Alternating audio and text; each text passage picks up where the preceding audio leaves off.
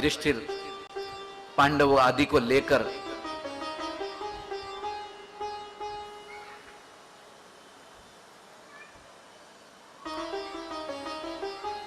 उस स्थान पर गए जहां गंगापुत्र भीष्म बाणों की शैया पर सोए।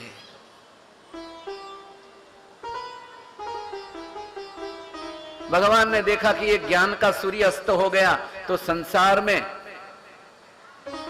पुराणों में कुछ बचेगा नहीं। महाभारत में एक पूरा पर्व भीष्म पर्व आता है।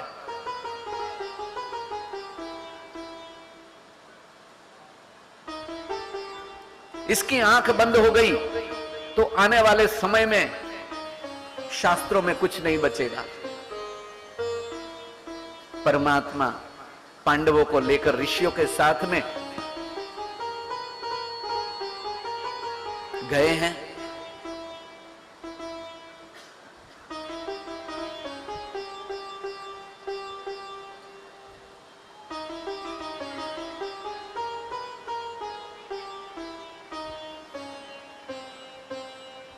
भीष्म को इच्छा मृत्यु का वरदान था।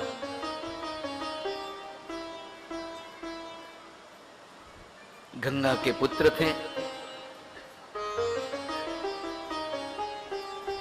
और अपनी मृत्यु का रहस्य उन्होंने स्वयं पांडवों को बताया था।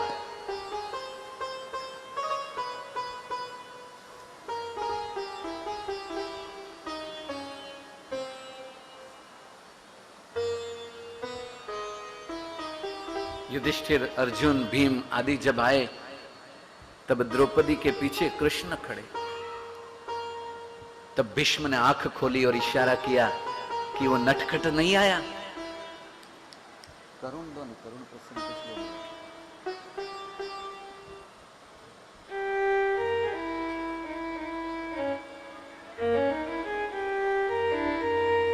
तब एकाएक द्रौपदी की ओर से भगवान कृष्ण को जब देखा तब भीष्म आंखें भर आई और आंखों ही आंखों में कृष्ण को प्रणाम किया।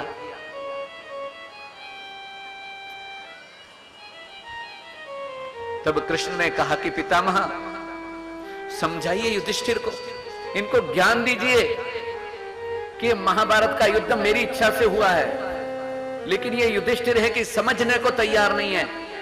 तब द्रौपदी ने कहा कि भीष्म हमें क्या समझाए। जब मेरी साड़ी खींची जा रही थी ना, तब ये भूमि में आंखें गड़ के बैठे थे। तब भीष्म ने कहा कि पुत्री, उस समय में मैं दुर्योधन का अन्न खाता था, मैं दुर्योधन का ऋणी था, लेकिन महाभारत के युद्ध में अर्जुन ने एक एक बाण मारकर दुर्योधन का पूरा रक्त निकाल दिया है मेरे शरीर से।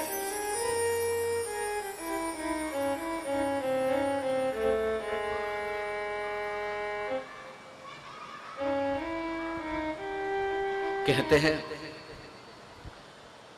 भीष्म ने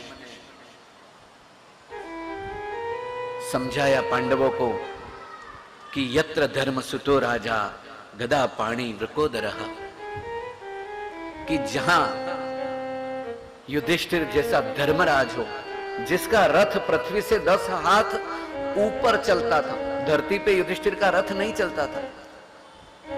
सत्य का आचरण करने के कारण युधिष्ठिर का रथ धरती से 10 हाथ ऊपर चलता था।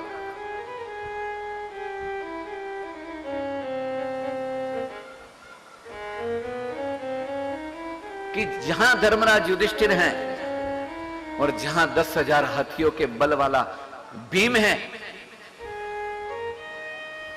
और जहां गांडीव धारण करने वाला अर्जुन है, वहां पर भला विपत्ति कैसे आ सकती है। लेकिन ये कृष्ण रूपी काल किस समय में क्या करना चाहते वो कोई नहीं जानता। हे युधिष्ठिर, ये युद्ध तुम लोगों ने नहीं किया, ये कृष्ण ने ही सब किया।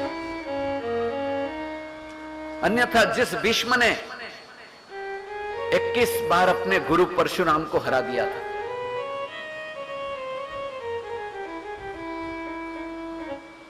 उस भीष्म को कोई मार सकता है? लेकिन तुम धर्म में जिए इसलिए 5 में 1 भी कम नहीं हुआ, और कौरव धर्म में नहीं जिए इसलिए 100 में से 1 भी नहीं बचा। भीष्म ने धर्म बताए, दान धर्मान राज धर्मान मोक्ष धर्मान विभागशः। हे युधिष्ठिर, दान जैसा कोई धर्म नहीं है। दान से व्यक्ति लोभ पर विजय प्राप्त करता है।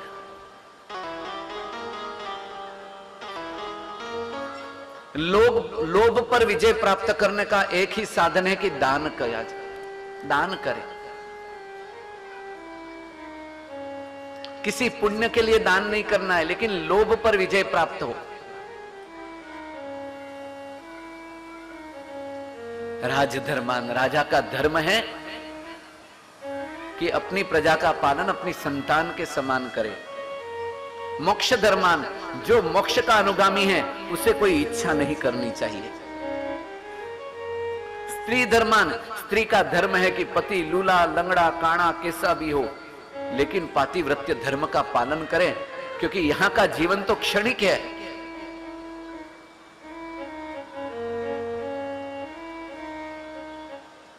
भगवत धर्मान, भगवान के भक्तों का धर्म बताया कि हरि के भक्तों का संग किया जाए। भले वो गरीब हो, लेकिन भगवान के भक्तों का संग करेंगे ना तो अंत समय बिगड़ेगा नहीं भाई। भगवत धर्मान।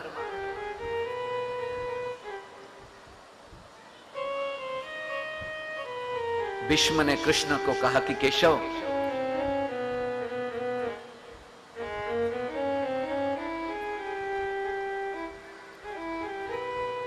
मुझे वह समय याद आ रहा है कि जब महाभारत के युद्ध में, तब कृष्ण ने कहा कि पितामह मुझे भी याद है। तब कहते हैं कि गंगा पुत्र भीष्म ने प्रण लेकर रखा था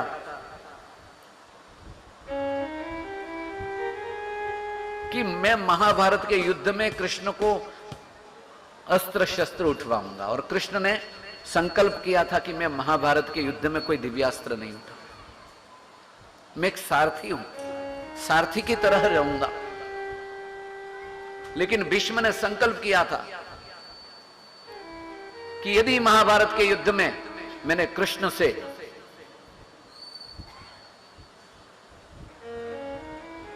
दिव्यास्त्र न उठाए, कोई अस्त्र शस्त्र न उठवाए, तो मैं भी गंगा का पुत्र भीष्म नहीं। और एकाएक भगवान श्री कृष्ण ने अर्जुन को कहा, हे पार्थ क्या देख रहा है, दादा है तो मार उनको, अधर्म के पक्ष में है, उनका वध होना चाहिए। तब भीष्म ने सामने से देखा कि अरे वह कुंती का पुत्र अपना और मैं पराया।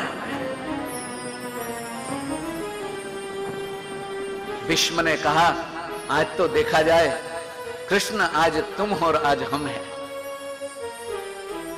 देखते हैं देवकी के बेटे में कितना दम है। और भीष्म ने अपने दिव्यास्त्र निकाले, एक ही बाण मार के कृष्ण के कवच को भेदते हुए रथ को विफल कर दिया। दूसरे बाण में रथ की झंडी को तोड़ दिया, और तीसरा बाण पहियों पे मारा, रथ पूरा गिर गया।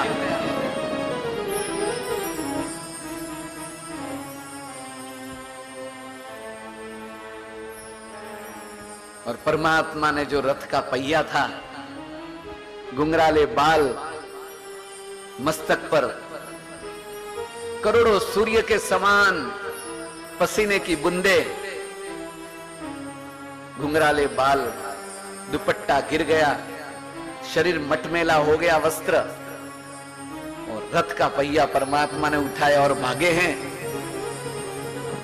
भीष्म ने अपना बाण फेंक दिया, धनुष फेंक दिया और कहा, बस केशव बस, अरे मारना है तो सुदर्शन उठाइए। ये क्या स्वांग कर रहे हैं? मैं तो खाली देखना चाहता था कि भगवान अपने भक्त के अधीन है कि नहीं। हे कृष्ण, आपने सिद्ध कर दिया कि भगत मेरे मुकुट मणि, मैं भक्तन को दास, मैं भक्तों का दास। हे लक्ष्मी, मैं स्वतंत्र नहीं हूं, मैं मेरे भक्तों के अधीन हूं। भीष्म ने कहा कि मैंने शास्त्रों में पढ़ा था, सुना था, लेकिन आज प्रत्यक्ष देखा।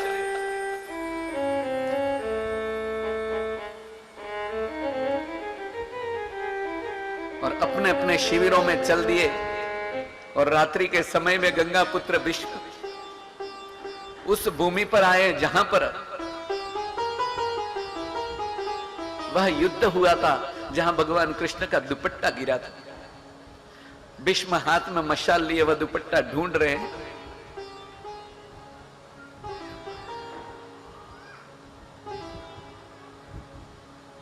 कि मुझे पता है कि वासुदेव कृष्ण नारायण हैं, फिर भी मैं धर्म का पक्ष नहीं ले सका दुर्योधन का अन्न खाने के कारण।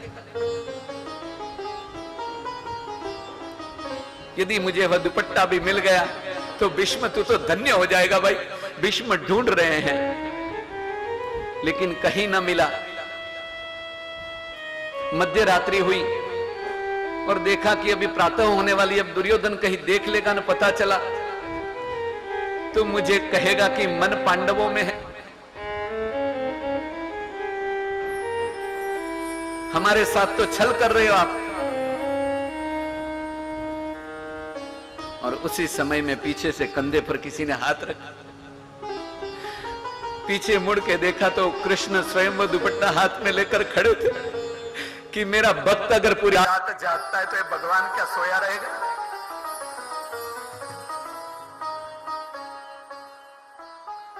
भगवान ने भीष्म को हृदय से लगा लिया।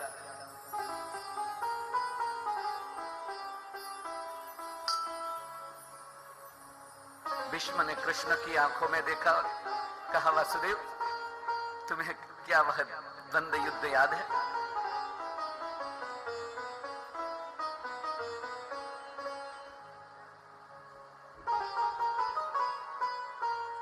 भीष्म ने कहा कि मैं अब हे कृष्ण अपना शरीर छोड़ना चाहता हूं, और जब तक मैं न छोड़ूं तब तक आप यहां ही खड़े रहना।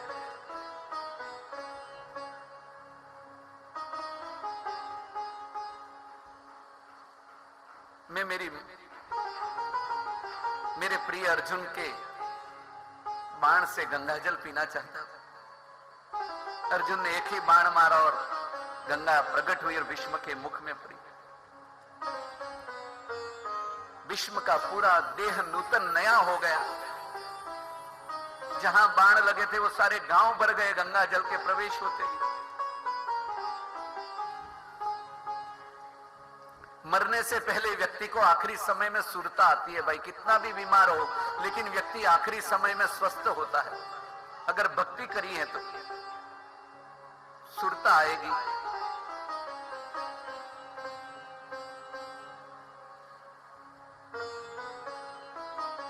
कृष्ण ने कहा, पितामह आपकी कोई इच्छा?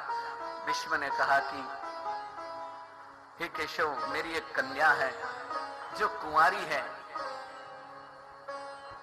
पांडव विचार करने लगे, ऐसी कौन सी कन्या है, हमने तो कभी सुना नहीं। तब भीष्म ने कहा, इतिमति रूप कल्पिता वितृष्णा भगवती सात्वत पुंगवे विधुम्नि स्वसुखमुपगते क्वचित् विहर्तुं प्रकृतिमुपेयुषि यद्भव प्रवाह त्रिभुवन कमनं धमालवर्णं रविकर गौरव राम्बरं दधाने वपुरलककुला वृतानना विजय सखे रतिरस्तु मे नवद्या। हे केशव, मेरी कन्या ये मति है, क्योंकि व्यक्ति कितनी भी भक्ति करे लेकिन ये जो मति है ना, बार बार उसको भटका देती है। ये हमेशा युवान रहती है और बीच में आ जाती है, तर्क वितर्क करती है। हे प्रभु, मेरी इस मति रूपी कन्या से आप विवाह कर लीजिए, पाणी ग्रहण कर लीजिए, ताकि मेरा मन पूर्ण रूप से आप में समर्पित हो जाए।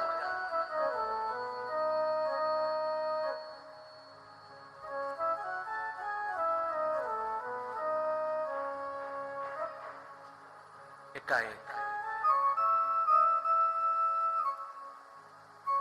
कृष्ण का दर्शन करते करते भीष्म के आंखों की पुतलियां रुक गई।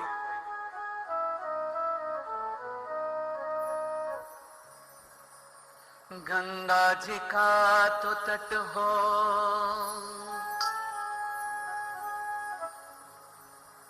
या बंसीवट हो, मेरा सावरा निकट हो, मेरा सावरा निकट हो, जब प्राण तन से निकले। एकाएक समस्त ऋषि मुनि योगी यति अपने हजारों शिष्यों के साथ में भीष्म निर्वाण को देखने आए थे। वे देखते रह गए कि वारे वाह, भीष्म क्या भाग्य पाया है। पांडव फपक फपक कर रो पड़े, एक दूसरे के कंधे पर सिर रख के।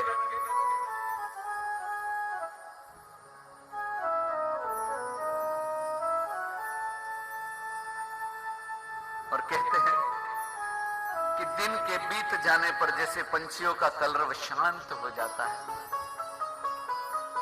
वैसे ही देवर्षि, राजर्षि, ब्रह्मर्षि सब शांत हो गए।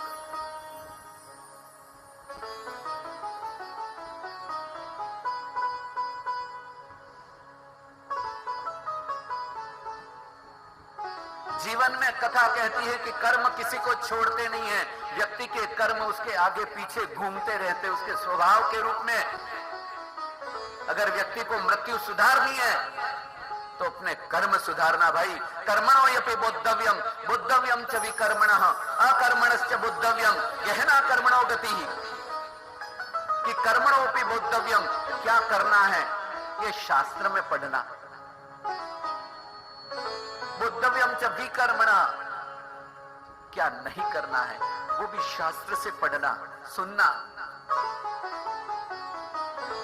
सही और गलत का मतभेद हमारे धर्म ग्रंथों में सुनना भाई, सत्संग में सुनना, क्योंकि यही कर्म जीव को बार बार नारकी योनियों में डालते हैं।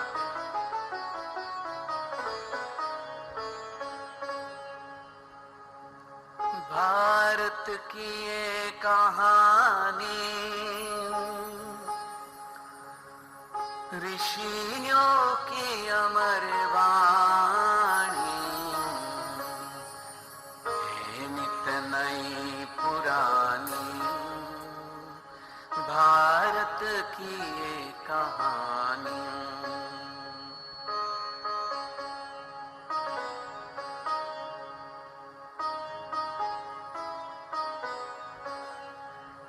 ये विश्व भारती है, वो वीरों की आरती है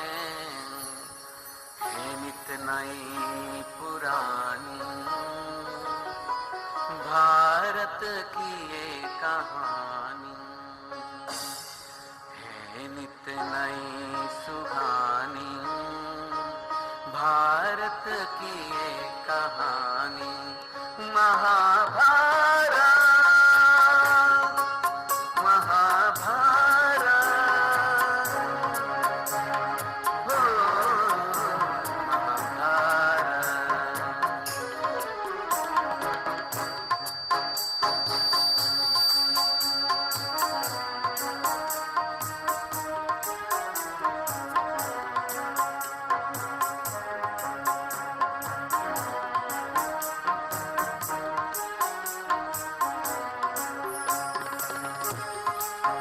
आज की कथा को यही विश्राम देते हैं। आप सभी के हृदय में बसने वाले उस कृष्ण को कोटि कोटि वंदन प्रणाम। जगमग जगमग ज्योत जले मेरे शाम के दरबार। आओ रे भक्तो, आओ रे भक्तो, भक्ति कर लो शाम के दरबार में। जगमग जगमग ज्योत जले मेरे माता के दरबार में। जगमग जगमग ज्योत जले मेरे माता के दरबार।